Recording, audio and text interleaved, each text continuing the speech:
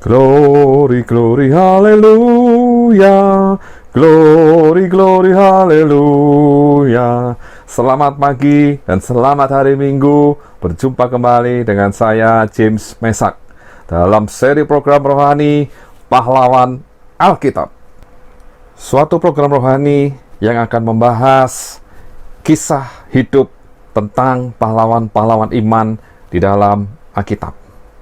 Kehidupan pribadi, kehidupan keluarga, perjalanan hidup, karya-karyanya, kenangan-kenangannya yang luar biasa, serta pengalaman-pengalaman pribadi bersama dengan Yesus Tuhan yang akan menjadi teladan buat kita semua. Selamat menikmati dan Tuhan Yesus memberkati.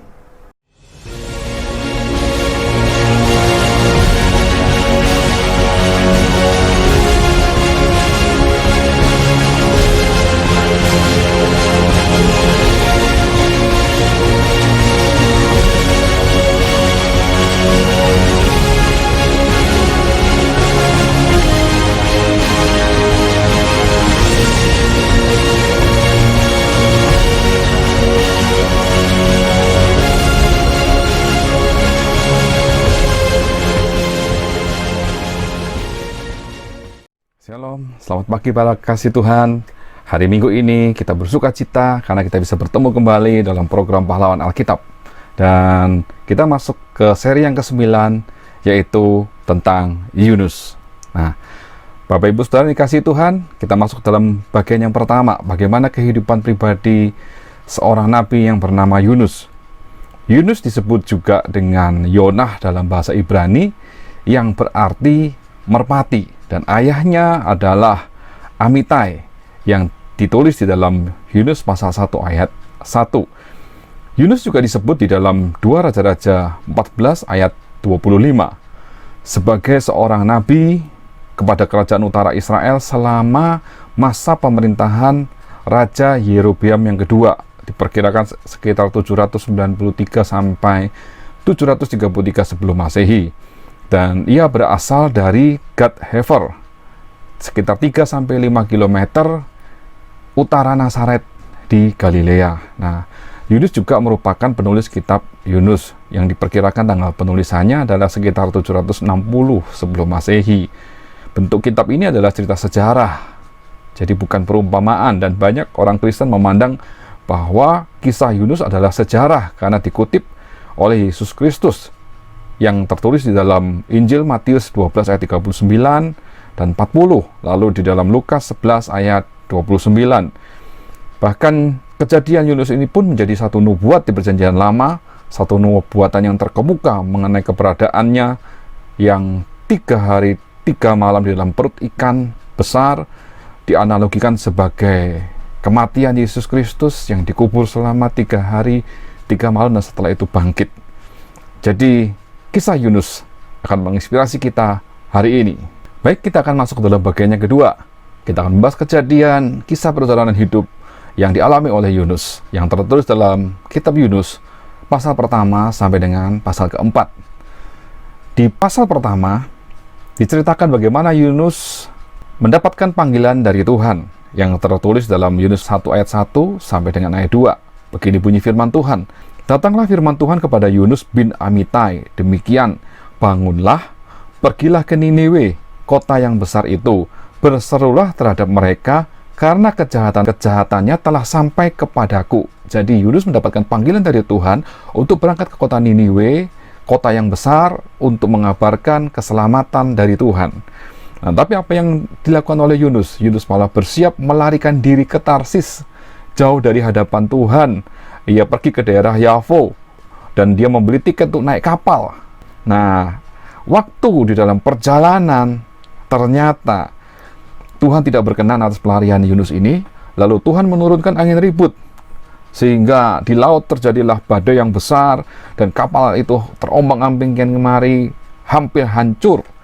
Sehingga semua awak kapal dan penumpang itu berteriak ketakutan. Mereka membuang segala barang-barang yang ada muatan kapal itu supaya mereka bisa selamat. Tetapi apa yang terjadi?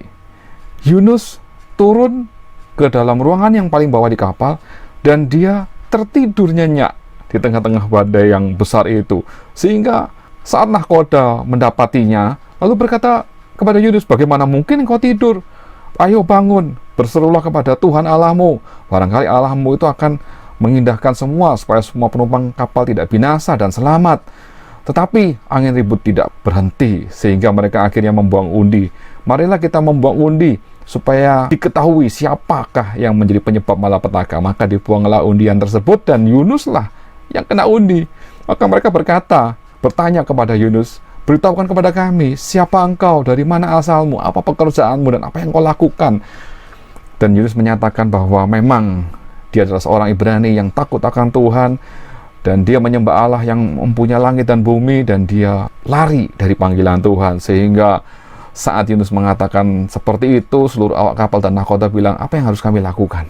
Yunus bilang, angkatlah aku dan buanglah, campakkan aku ke dalam laut, supaya laut ini menjadi tenang. Tetapi mereka masih berusaha untuk mencapai daratan, tetapi ombak pun tidak berhenti, tidak menjadi reda, sehingga akhirnya mereka semua sepakat untuk mengangkat Yunus, lalu membuang Yunus ke dalam laut.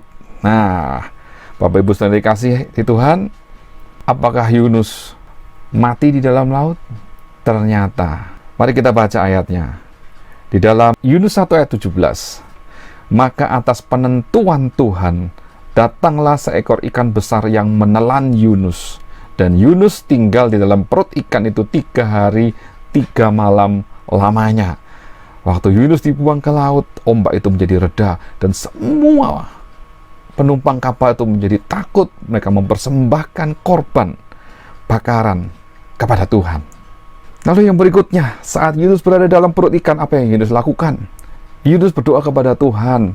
Dia menyatakan, dia berseru bahwa dia adalah orang yang berdosa. Dia adalah orang yang sudah jauh mengingkari panggilannya. Dia berseru-seru kepada Tuhan supaya Tuhan menolong dia. Dan akhirnya dia bersyukur dengan keadaannya, dia menyadari keadaannya, dan dia mau ikut akan panggilan Tuhan. Sehingga di dalam Yunus 2 ayat yang ke-9 dan 10, Yunus berkata begini, tetapi aku dengan ucapan syukur akan kupersembahkan korban. Kepadamu apa yang kunasarkan akan kubayar. Keselamatan adalah dari Tuhan. Ayat 10, lalu berfirmanlah Tuhan kepada ikan itu, dan ikan itu pun memuntahkan Yunus ke darat. Bagian berikutnya, kita melihat bahwa firman Tuhan datang kembali kepada Yunus untuk yang kedua kalinya. Di dalam Yunus 3 ayat 1 dan 2, datanglah firman Tuhan kepada Yunus untuk kedua kalinya, demikian, bangunlah, pergilah ke Niniwe, kota yang besar itu, dan sampaikanlah kepadanya seruan yang kufirmankan kepadamu. Akhirnya Yunus berjalan menuju kota Niniwe, dan sesuai dengan firman Tuhan, Yunus menuju ke Niniwe, sebuah kota yang besar, kota yang luasnya adalah 3 hari perjalanan. Lalu Yunus mulai masuk ke dalam kota, lalu berseru-seru kepada seluruh penduduk kota, 40 hari lagi, maka Niniwe akan ditunggang balikkan. Orang Niniwe percaya kepada Allah melalui perkataan Yunus tersebut. Lalu mereka mengumumkan puasa, bahkan raja mengumumkan berita kepada seluruh rakyat. Di dalam Yunus 3 ayat 7 sampai ayat 9, kita akan baca perintah raja. Lalu atas perintah raja dan para pembesarnya, orang memaklumkan dan mengatakan di Niniwe demikian, manusia dan ternak, lembu, sapi, dan kambing domba tidak boleh makan apa-apa, tidak boleh makan rumput, dan tidak boleh minum air. Haruslah semuanya, manusia dan ternak, berselubung kain kabung dan berseru-seru dengan keras kepada Allah, serta haruslah masing-masing berbalik dari tingkah lakunya yang jahat dan dari kekerasan yang dilakukannya. Siapa tahu mungkin Allah akan berbalik dan menyesal, serta berpaling dari murkanya yang menyala-nyala itu, sehingga kita tidak binasa. Ayat 10, ketika Allah melihat perbuatan mereka itu, yakni bagaimana mereka berbalik dari tingkah lakunya yang jahat, maka menyesallah Allah karena malapetaka yang telah dirancangkannya terhadap mereka, dan ia pun tidak jadi melakukannya. Jadi Allah tidak jadi menghukum seluruh penduduk kota Niniwe, karena penduduk kota Niniwe bertobat, percaya kepada Allah. Lalu setelah penduduk Niniwe bertobat, saatnya ngajar Yunus tentang karakter yang penuh dengan ucapan syukur dan kerendahan hati. Tuhan di dalam Yunus pasal 4 ayat 1-11, saya bacakan di ayat yang pertama. Tetapi hal itu sangat mengesalkan hati Yunus, lalu marahlah ia dan berdoalah ia kepada Tuhan, katanya, ya Tuhan, bukankah telah kukatakan itu ketika aku masih di negeriku? Itulah sebabnya maka aku dahulu melarikan diri ke Tarsis, sebab aku tahu bahwa Engkaulah Allah yang pengasih dan penyayang, yang panjang sabar dan berlimpah kasih setia, serta yang menyesal karena malapetaka yang hendak didatangkannya. Jadi sekarang ya Tuhan, cabutlah kiranya nyawaku, karena lebih baik aku mati daripada hidup. Tetapi firman Tuhan, layakkah Engkau marah? Itu yang terjadi dalam Yunus saat dia mengetahui Tuhan Maha Pemurah, Pengasih dan Penyayang. Dia ingin supaya hidupnya segera berakhir. Yunus sudah meninggalkan kota itu, dia berdiam dalam sebuah pondok. Ia duduk di bawah naungannya menantikan apa yang akan terjadi atas kota itu. Lalu atas penentuan Tuhan, tumbuhlah sebatang pohon jarak dan melampaui kepala Yunus untuk menaunginya, sehingga ia terhibur dan kekesalan hatinya mulai hilang. Yunus sangat bersuka cita akan pohon jarak itu, tetapi keesokan harinya saat fajar menyingsing, apa yang terjadi? Atas penentuan Allah, datanglah seekor ulat yang mengerek pohon jarak tersebut sehingga layu, dan sesudah matahari terbit, maka atas penentuan Allah bertiuplah angin timur yang panas terik, sehingga matahari menyakiti kepala Yunus.